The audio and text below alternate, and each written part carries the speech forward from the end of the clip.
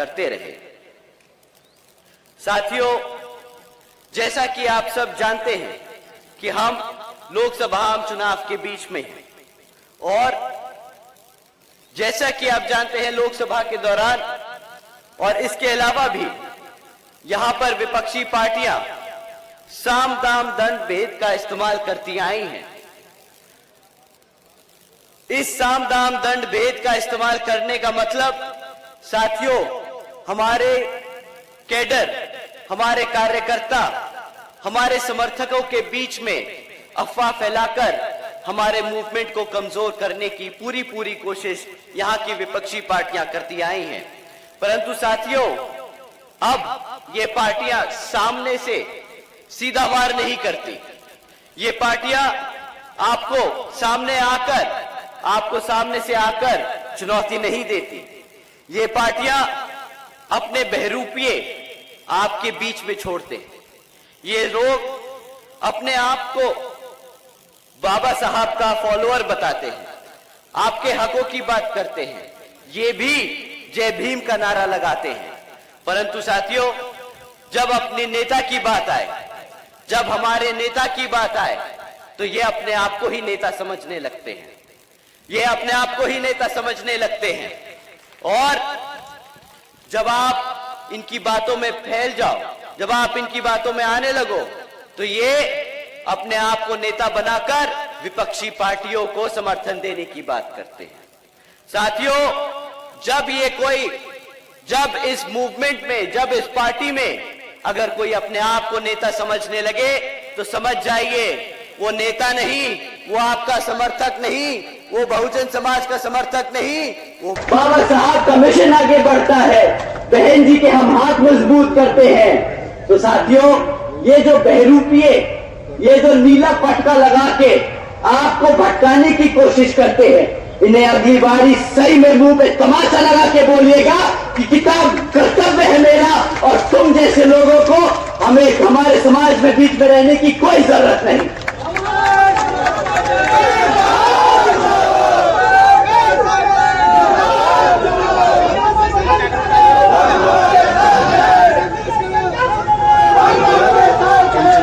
साथियों, ये तो रही बात बहरूपियों की, ये तो रही बात नाटकबाजों की। अब बात करते हैं चुनाव में जो पार्टियां आप लोगों के बीच में आकर आपसे वोट मांगने का काम करने वाली। साथियों, इसमें से एक पार्टी है जो पिछले 10 साल से सत्ता में आसीन है। 10 साल से वो केंद्र की सरकार चला रही है। अब समय आ गया है कि आंख बंद कर नहीं, इनके मीठे बातें सुन के नहीं, इनसे सवाल कर इनको जवाब देने का। साथियों, 10 साल से ये लोग आप पर राज करते आए हैं, तो इस बारी जब वोट मांगने आए तो आप इनसे 3 मुद्दों पर सवाल कीजिएगा। हम किसी जाति धर्म पे बात नहीं करेंगे, हम सिर्फ 3 मुद्दों पर बात करेंगे। हम बात करेंगे शिक्षा पर, हम बात करेंगे सुरक्षा पर और हम बात करेंगे रोजगार पर। साथियों, ये तीनों मुद्दे ऐसे हैं जिसकी बदौलत हम आज यहां पर खड़े। इन्हीं 3 मुद्दों को लेकर बहन जी ने संघर्ष किया और आज हम जैसे लोग इतनी बड़ी जनसभा रख पाए। साथियों, पहला मुद्दा शिक्षा का है। हमें बीजेपी की सरकार से अब पूछना होगा कि भाई पिछले 10 सालों में क्यों इतनी पेपर लीकों की खबरें आती हैं। अब उनको जवाब देना होगा कि जब भी सरकारी नौकरियों के लिए एंट्रेंस टेस्ट होते हैं, एंट्रेंस एग्जाम्स होते हैं, तो उसमें जब हमारे युवा साथी पेपर दे के आते हैं तो क्यों उन्हें 3-4 दिन बाद पता चलता है कि वो पेपर लीक हो गया। आप लोगों को सवाल पूछना होगा कि भाई पेपर लीक किया जाता है, आपकी मंशा क्या है।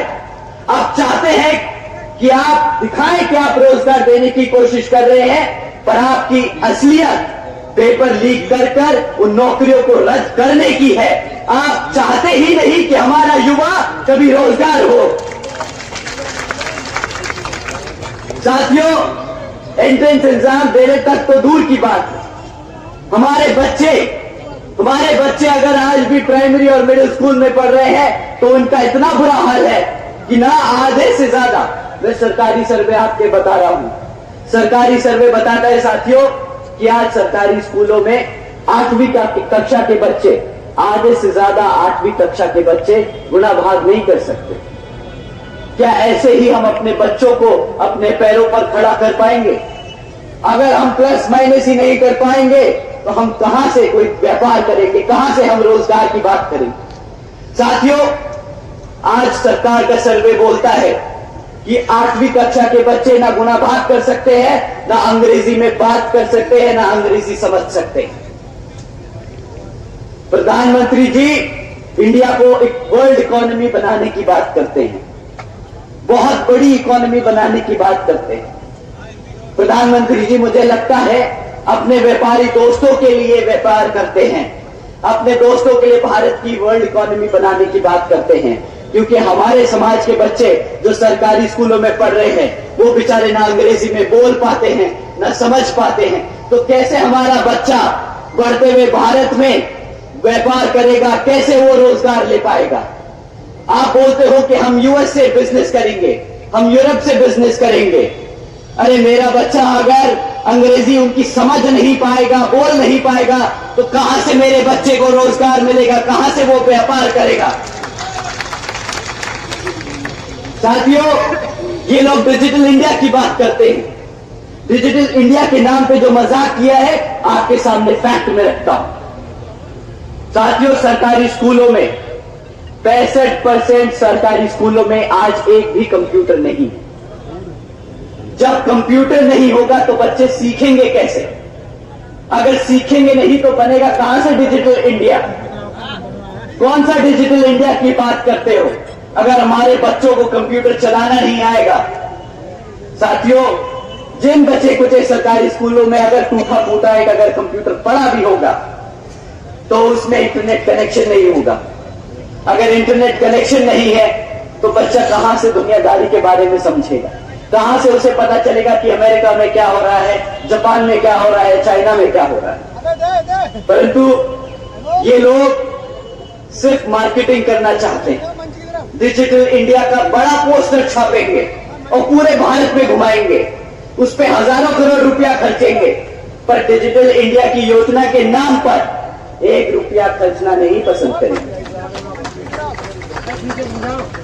साथियों, दूसरा सबसे जरूरी मुद्दा जिस पे आपको उनसे सवाल उठाने, वो है हमारे युवा साथियों के लिए रोजगार का। रोजगार के नाम पर पिछले 10 सालों में आज एक फैक्ट सामने आता है। वही पिछले 10 सालों के इनके काम के बाद आज हमारे यहां 3 में से 1 ग्रेजुएट युवा बेरोजगार घूम रहा है। अब अगर 3 में से 1 ग्रेजुएट बेरोजगार घूम रहा है तो मतलब 2/3 भारत के युवा साथी बेरोजगार हैं। रही बात जो लोग पढ़ लिख चुके हैं, अगर बाय चांस गलती से ये जो करप्शन बड़ी बखूबी से करते हैं, अगर गलती से नौकरी का पर्चा निकाल दे तो वहां पे क्या भीड़ भाड़ मचती है, क्या मारामारी होती है। ये एक न्यूज क्लिपिंग सुन के, न्यूज क्लिप की हेडलाइन सुन के बताता हूं। साथियों, एक न्यूज क्लिप थी जिसमें था हेडलाइन 90,000 से ज्यादा पीएचडी स्कॉलर्स, इंजीनियर्स और ग्रेजुएट्स क्लास 4 की नौकरी के लिए अप्लाई कर रहे हैं। बताओ, 90,000 से ज्यादा इतने पढ़े लिखे बच्चे एक क्लास 4 की नौकरी के लिए अप्लाई कर रहे हैं। क्लास 4 की नौकरी की क्वालिफिकेशन 5वीं पास है। 5वीं क्लास के क्वालिफिकेशन पे हमारे पीएचडी स्कॉलर्स को अप्लाई करना पड़ रहा है। इतनी मारामारी है साथियों। पर ये लोग बहुत गर्व से बोलते हैं कि कैसे इन्होंने रोजगार को रोक के लोगों को पेट भरने का काम किया, लोगों को पेट भरने का काम किया। ये बोलते हैं कि भाई हमने आज 80 करोड़ से ज्यादा लोगों को, सरकारी के लोगों को, भारत के लोगों को मुफ्त में राशन देने की स्कीम चलाई। साथियों, केंद्र की भाजपा के बड़े से छोटे नेता और जितने भी भक्त आपको मिलेंगे वो बोलेंगे कि मेरी पार्टी ने मेरी पार्टी ने 80 करोड़ जनता को मुफ्त में राशन दिया है। पर इन मूर्खों से कोई पूछे कि अबे उल्लुओ, अगर तुमने 80 करोड़ जनता को मुफ्त में राशन दिया है तो मतलब आधी जनता बेरोजगार घूम रही है। इसका क्या जवाब है तुम्हारे पास? अगर आधी जनता बेरोजगार घूम रही है तो राशन नहीं चाहिए था तुमसे। 2014 में तुम्हें राशन के वादे पर सत्ता में बिठाने का काम नहीं किया था। तुमने वादा किया था हर साल 2 करोड़ नौकरी देने का। 80 करोड़ जनता को भिखारी बनाने का वादा नहीं किया था।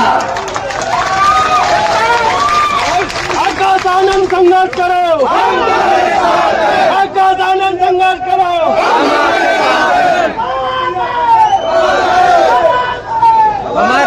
हमारे बुजुर्ग यहाँ बैठे हैं। मैं आपसे पूछता हूँ सर, जब भाजपा सत्ता में आई थी 2014 में, तो उन्होंने भरोसा दिलाया था कि आपके बच्चों को रोजगार देंगे। बदले में आपको आज क्या देते हैं? 2-2,5-1,000 रुपया महीना राशन देने की बात करते हैं। अब आप बताइए, 1,000 रुपए का राशन लेने के लिए आपने वोट डाला था।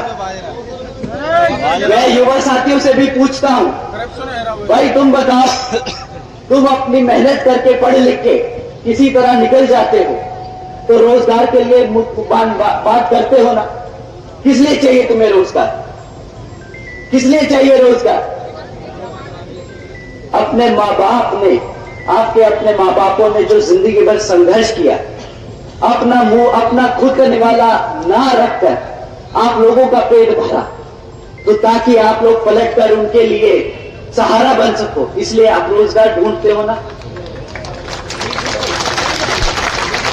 आप लोग अपने पैरों पर खड़े होकर अपने माँ बापों का सर फख्र से ऊपर कर समाज में घूमने के लिए आप रोज बाहर निकलते हो ताकि आपको रोजगार मिल जाए, आपकी नौकरी लग जाए, इसलिए तो आप मेहनत करते हो ना। पर साथियों एक बात बताओ, अगर कोई आपको नेता आके बोले रोजगार तो नहीं है, ये ले 1,000 रुपया अपना राशन ले और घर जाके बैठ जा, क्या आपको बर्दाश्त है? वो 1,000 रुपए का राशन बर्दाश्त है? अब ये सुनिए, 1,000 रुपए का राशन देके एहसान जताने की बात करते हैं कि देखिए हमने आपको 1,000 रुपए का राशन दिया।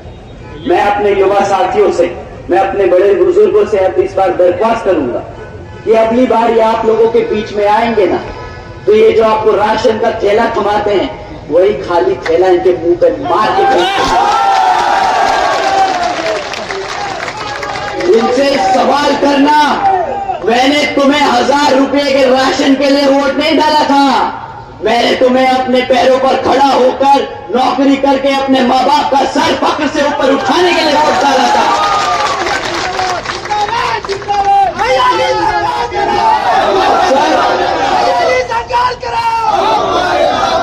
और मैं अपने युवा साथियों से दूसरा सवाल करने को पूछूंगा। आप साथियों पूछिएगा इनसे कि तुमने 1,000 रुपए के हिसाब से हमें 6,000 रुपए का राशन दे दिया, मान लिया, परंतु अगर मुझे क्लास 4 की नौकरी भी मिलती तो 15 से 20,000 रुपए महीना कमाता, साल का कम से कम 2 से 2.5 लाख रुपया कमाता। तुमने मुझे बदले में क्या दिया? 2.5 लाख रुपए के बदले 6,000 रुपए का राशन, 12,000 रुपए का राशन। अबे तुम लोग क्या हमें बेवकूफ समझते हो? मेरा समाज अब उठ रहा है, बाबा साहब का समाज अब ये बर्दाश्त नहीं करेगा। ये गुजरात का मॉडल अपने को समझ नहीं आता भाई साहब।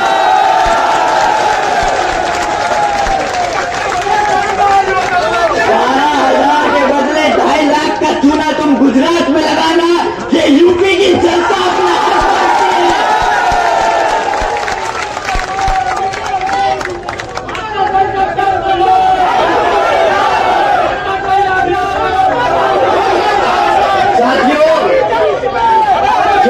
गला फाड़ कर सड़क पर घूम रहे थे आपके साथ बीच में।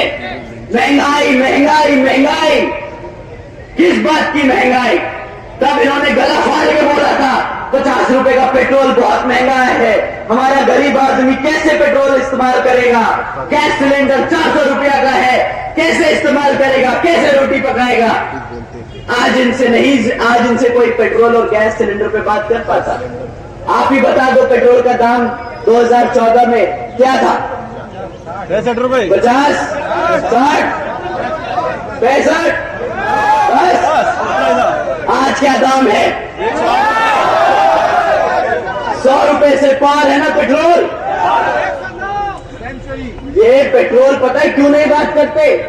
ये पेट्रोल की बात पता है क्यों नहीं करते? क्योंकि वही पेट्रोल फूंक के आपके बीच में आना पड़ता है इनको। तो अगर आपने सवाल कर लिया तो इनका हिसाब किताब भी खुल जाएगा। गैस की बात नहीं करते अब ये आपसे। अब तो बोलते हैं फ्री राशन ही ले लो, गैस सिलेंडर की क्या जरूरत? साथियों, अब इन्हें 1100 रुपए का गैस सिलेंडर महंगा नहीं लग रहा है। ये जो बेवकूफ बनाने वाला काम करते हैं ना, ये जो सफेद व्हाइट वॉशिंग का काम करते हैं, ये लो फ्री में राशन, ये लो डिजिटल इंडिया, ये लो मेक इन इंडिया। भाई साहब, हमें बताओ हमारा रोजगार कहाँ है? हमें कुछ नहीं चाहिए, हम अपने पैरों पर खुद खड़े हो सकते हैं, हम मेहनत करना जानते हैं, हमें मुफ्त में राशन की जरूरत नहीं है। ये एहसान भी जताते हैं, ये पेट्रोल फूंक के आपके बीच में आएंगे, फिर एहसान जताएंगे कि देखिए हमारे प्रधानमंत्री जी ने 100 रुपए के पेट्रोल को अब 99 रुपए कर दिया है। ये नहीं बताएंगे 60 रुपए का पेट्रोल 100 रुपए कर दिया था। साथियों, ये रही बात रोजगार, शिक्षा और महंगाई की। अब बात करते हैं सुरक्षा की। हमारे युवा साथी तो लड़ सकते, पर हमारे बूढ़े माँ बापों की सुरक्षा के लिए हमने किसको वोट डाला? हम अपनी सरकार पे ही भरोसा कर सकते हैं कि वो हमारे माँ बापों की, हमारे बड़ों की सुरक्षा करेंगे। परंतु यहाँ के मुख्यमंत्री जी बड़े गर्व से चुपचाप ऑर्डर पास करते हैं रात को 8 बजे कि भाई कल से लड़कियां शाम को 8 बजे के बाद प्राइवेट इंस्टीट्यूट्स में ट्यूशन बहाल नहीं ले सकती। क्यों? क्योंकि बेचारे हमारे मुख्यमंत्री जी इसकी गारंटी नहीं ले सकती कि भाई हमारी बेटियों को सुरक्षा दे सके, परंतु चौड़ के बहुत अच्छे से घर से घूम के बोलते हैं कि आज उत्तर प्रदेश में बच्चा बच्चा सुरक्षित है। अरे भैया, भूखा मार दिया, सुरक्षित बचा कहां से वो? दूसरी चीज जिस पे वो बहुत गर्व करते हैं कि हमारी सरकार बुलडोजर की सरकार है। भाई, कौन सी बुलडोजर की सरकार है आपकी? हमारे गरीबों की छत उखाड़ने की काम किया आपके बुलडोजरों ने। तो इस बात पे कोई गर्व करता है क्या? कोई मूर्खी नेता आके मंच पे बोलेगा मैंने तेरा घर उजाड़ दिया, मैं हूं बुलडोजर की सरकार? बताइए, ये कोई गर्व होने की बात है क्या? साथियों, इनको याद दिलाने का समय आ गया है कि बुलडोजर अपने अवाम की जनता पे, अपनी जनता के घर उजाड़ने के लिए नहीं, गुंडे माफियाओं के वैध धंधों पर तोड़ने के लिए इस्तेमाल किए जाते हैं, जैसे बहन कुमारी मायावती जी ने किया था अपने शासनकाल में। साथियों, उसके बाद ये समय समय पर योजनाएं निकालते रहते हैं आपका ध्यान भटकाने के लिए। कभी फलाना योजना, कभी ढिमकाना योजना, और जब ये योजनाओं के नाम थक जाते निकालते निकालते तो उस पर 2.0 निकाल देते हैं, जैसे बड़े मियाँ छोटे मियाँ 2.0 है। इन्होंने तो सारा रोजगार को, योजनाओं को मूवी के टाइटल बना रखा है।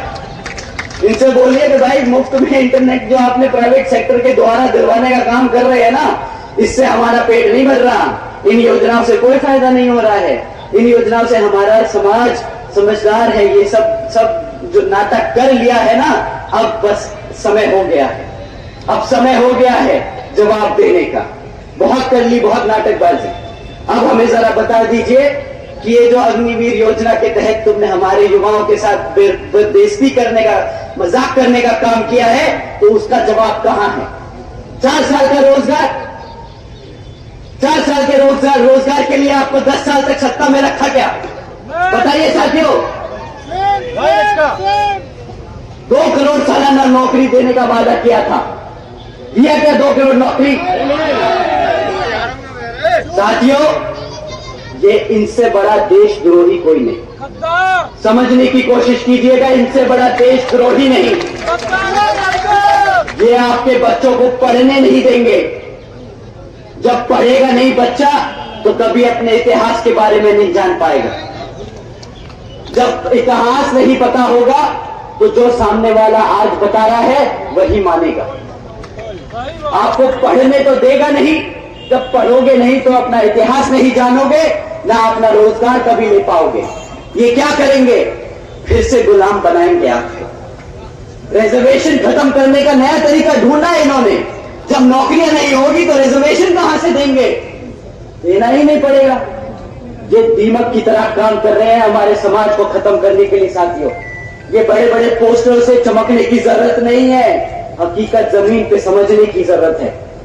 साथियों, इनके बारे में अगर मैं और बोलता जाऊंगा तो लगता है अगला लोकसभा चुनाव आ जाएगा, पर इनकी विफलताएं नहीं खत्म होंगी। पर मैं दूसरी पार्टियों के बारे में भी आपको बताना चाहूंगा। 2-2, 3-3 मुद्दे, बस, ज्यादा नहीं, क्योंकि आप यहां बहन जी के बारे में सुनने आए हैं, इनके विफलताओं के बारे में नहीं।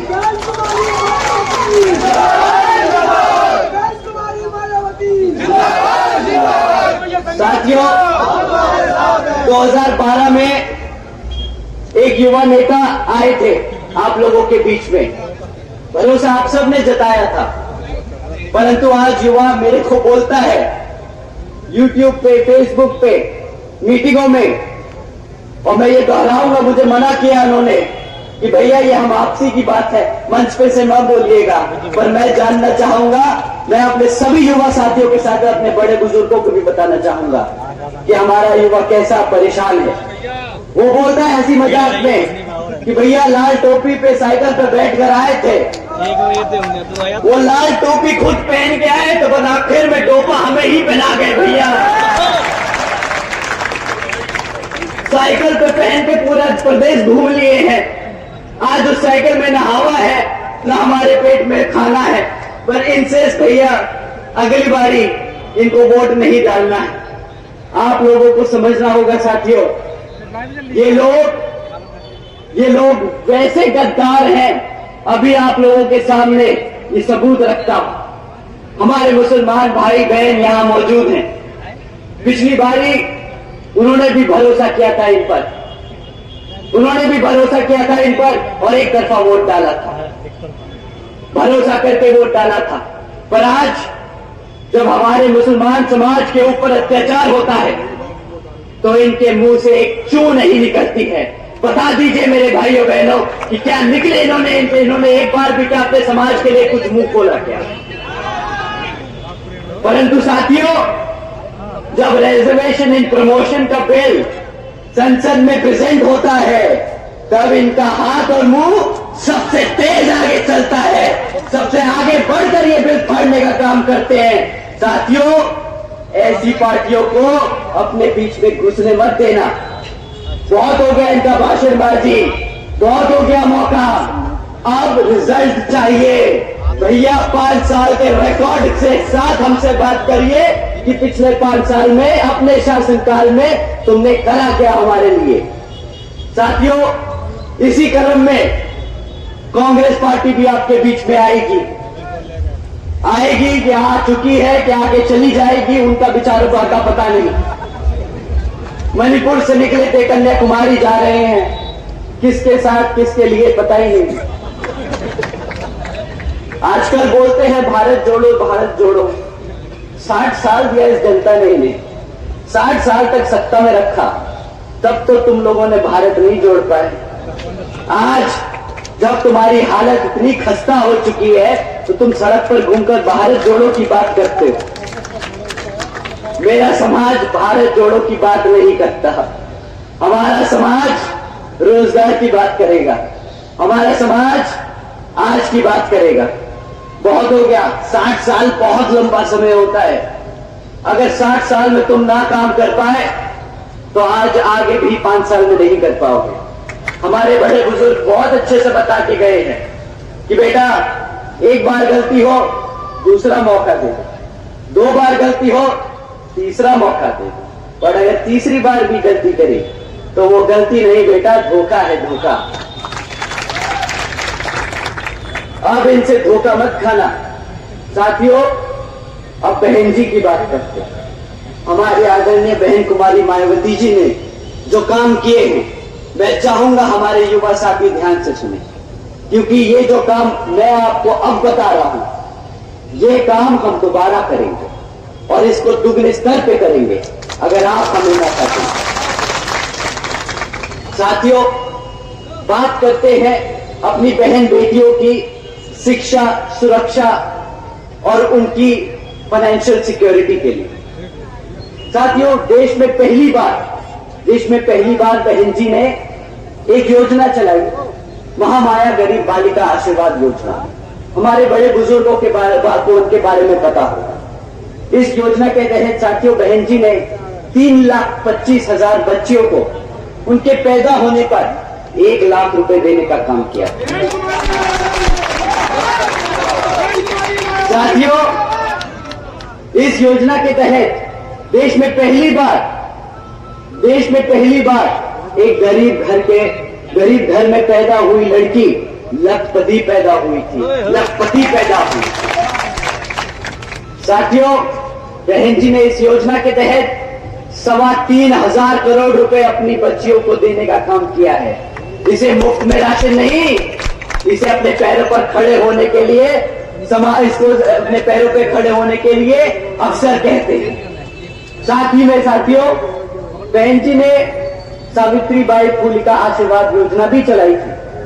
इसके तहत बहन जी ने अपनी बच्चियों को 12वीं तक की शिक्षा मुफ्त में देने का काम किया। 7 लाख बच्चियों को इसका लाभ हुआ। 7 लाख बच्चियों को इसका लाभ हुआ। बहन जी ने 600 करोड़ से ज्यादा की लागत अपनी बच्चियों पर खर्चने का काम किया था। और आने वाले विधानसभा, लोकसभा चुनाव में अगर आप हमारा साथ देंगे तो बहन जी इसको दुगने तिगने स्तर पर इसको बढ़ा के आगे काम करेंगे। साथियों, ये तो बात थी शिक्षा की, प्राइमरी एजुकेशन की। उसके बाद हम ग्रेजुएशन लेवल की एजुकेशन के बारे में बात करते हैं। साथियों, बहन जी ने प्रदेश के व्यावसायिक technical institutes, engineering colleges, polytechnic एवं इंडस्ट्रियल ट्रेनिंग इंस्टीट्यूट्स में हमारे अन्य पिछड़े वर्गों के छात्रों के लिए 27वीं सदी आरक्षण की व्यवस्था तय की। उन्होंने अपने पिछड़े समाज को लेकर पढ़ाई लिखाई में आगे बढ़ाने का काम किया था। आज की डेट में प्रधानमंत्री से लेके भाजपा का छोटे से छोटा नेता या भक्त आपके बीच में खड़े होकर ये नहीं बता सकता कि उसने पिछड़े समाज के लिए क्या काम किया है, कैसे उसे पढ़ाने का लिखाने का काम किया है। परंतु हमारे पास रिकॉर्ड है, हमारी नीतियां हैं, हमारे पास डेटा है बताने के लिए। साथियों, इसी क्रम में बहन जी ने खाली सीटों में आरक्षण नहीं किया था, बल्कि सरकारी कॉलेजेस के हॉस्टल्स में भी 27% आरक्षण देने का काम किया था अपने पिछड़े वर्ग के भाइयों बहनों के लिए। इसी के साथ साथ बहन जी के गवर्नेंस मॉडल के तहत चलकर बसपा की सरकार ने प्रदेश में अपने शासनकाल में 12,500 करोड़ से 12,500 करोड़ की लागत से हमारे सभी SC, ST, OBC व आदिवासी समाज के 3,50,000 से ज्यादा परिवारों को महामाया आवास योजना के तहत अपना खुद का घर देने का काम किया। बुलडोजर नहीं चलाया, इसका प्रचार नहीं किया। उन्होंने अपने परिवार को, अपने समाज को घर देने का काम किया। साथियों, नेता, एक लीडर ऐसा होता है जो अपनी आवाम के लिए परेशान हो, दिन रात अपनी आवाम के लिए सोचे, अपने समाज के लिए काम करे। वो ये काम करके दिखा चुके।